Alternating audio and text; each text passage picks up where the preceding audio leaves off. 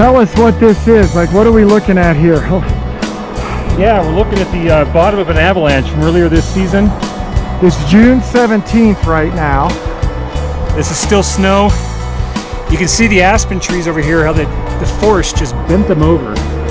And snapped all these off, right? They snapped them off, bent them over. I'm looking at some behind us that are 12 inches in diameter.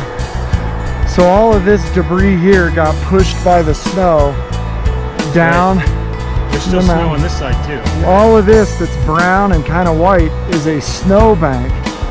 You could see it melting. But take a look. This is all snow. Here's something. This rock here, there's no more of that around here, of this color.